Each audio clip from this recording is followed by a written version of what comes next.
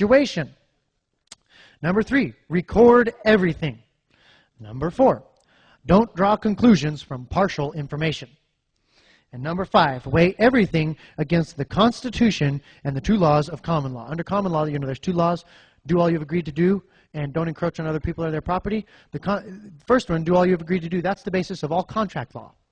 And don't encroach on other people or their property, that's the basis of all criminal law. And we have to understand that the Constitution is contract law. It is between a people and an entity that they created to help them defend their rights. It's contract law. And you got to understand what a breach of contract means. Heavy stuff, but it's real basic, huh? Try to explain this to the DA. He came to our last meeting. It was a meeting like this. We had the DA front and center heckling. It was beautiful. All right. All right. To be added as a Liberty Bell responder, you must understand and agree with the spirit of the Liberty Bell system. Fair enough. Be willing to respond to a call. Yeah, that's a given. And email your cell phone number and name of service provider to libertybell911@gmail.com. And then it has for more information, call this number. This Liberty Bell system took all those people that signed that declaration and turned them into a group of folks that are not going to let any one of us be singled off and bullied out of our God-given, constitutionally recognized rights.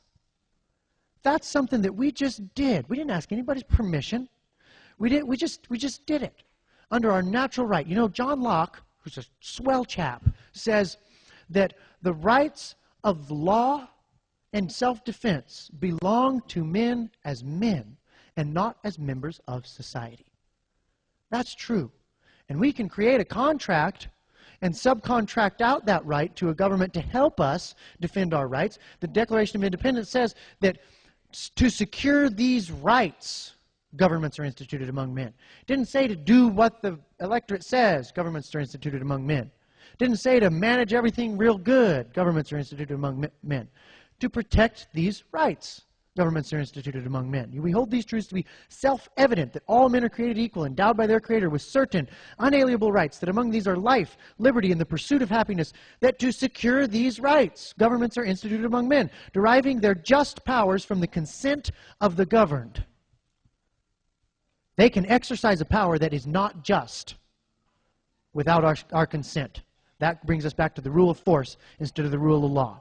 So we got the Liberty Bell system. We got the Declaration that's changing the cultural tide. We got the Liberty Bell system that is getting people standing together, unified on principles. And we've got the next thing that was in there is the common law court. Okay, I'm trying to run through this real fast because I know we're about to run out of time here. The common law court. This is the biggie. Okay, we didn't create a grand jury to wring the nose of government. We didn't create a grand jury to indict some politicians and pick a fight with the government. You know, oh, we're going to make a grand jury and stick it to the man. You know, the man gets mad when you do that.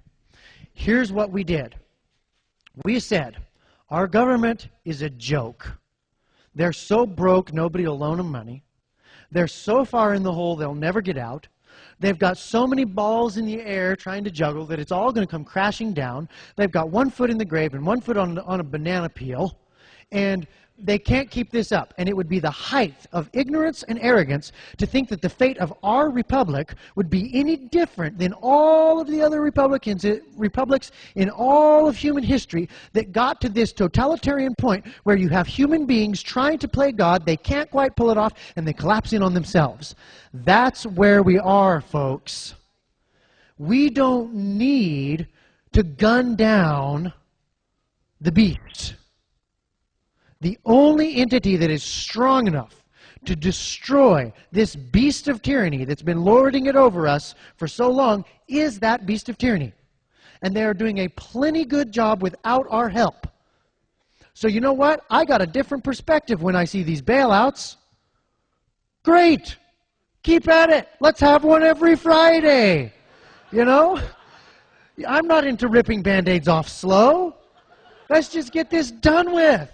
Carry on, my wayward son. There'll be peace when you are done. You know? Get on with it.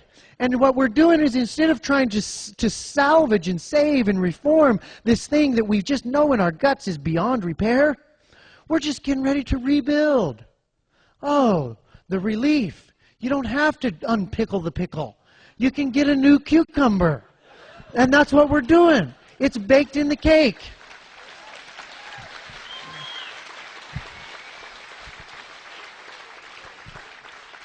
So let me talk just briefly about how this common law court works, because it is awesome, it is up and running, and it is working. All right?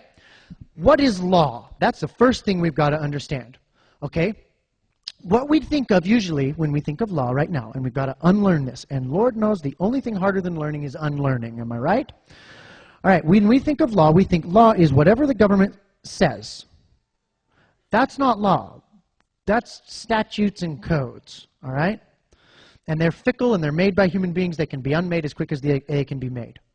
Law, the laws of human interaction, the laws of proper human conduct are no different than the laws of mathematics or the laws of physics. They were created once. They cannot be changed. They can only be discovered and applied. They have the same source, the same origin as the laws of physics and the laws of mathematics. God made them once. He put them into spin in this globe. And whether we ignore them or not, they're there. Their forces are at work in our lives. They're working their magic on us. It's inescapable. They're scientifically provable. To the extent that people follow the natural law, the common law, the higher law, things get better. And when people ignore it, things get worse. And usually the largest violators of these are governments. Because political power now is attaining the privilege of using force on people who have not hurt anyone. Law is force, pure and simple. And the only time that the use of force is appropriate, whether you're an individual or a government, is to defend, never to aggress. And we, in America today, shoot, the whole world today, have gone so far, we've lost sight of law being a defensive mechanism. And all we see is law as a way to hurt others, a way to exert coercion and force over others. And so rather than trying to restore law, which defends all, we find ourselves scrambling to be the one in control of the arbitrary political power. This is a huge change from mainstream politics. But you know what? If us in this room was U.S. Congress and we were exercising the arbitrary control, I dare say we'd do a better job, but it would not be a step forward. It would just be a shift side to side, because there's no basic difference in a human dictatorship whose power is self-derived and absolute. That's not the rule of law. That's the rule of men. And the rule of better men, instead of worse men, might be better, but it's still miles inferior to the rule of law. Does that make sense? So, here's how the common law court worked. Let me talk about how judicial furniture, all right? The furniture in a courtroom tells you how they think. I'm serious. Just a second here.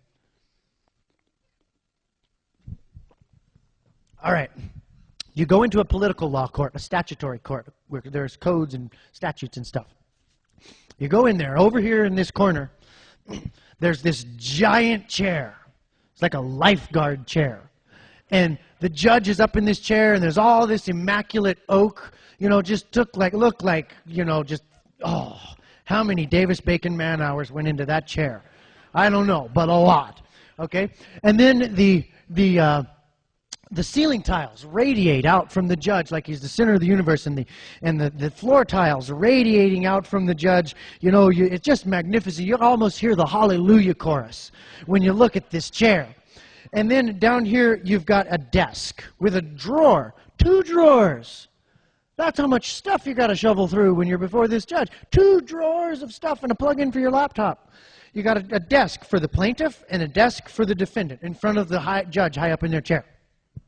And then over here, kind of pigeonholed, satellite to the whole accessory, the whole ball of wax, you got this jury box. And they're just down on ground level, and they're probably sitting in uncomfortable folding chairs like you're in right now.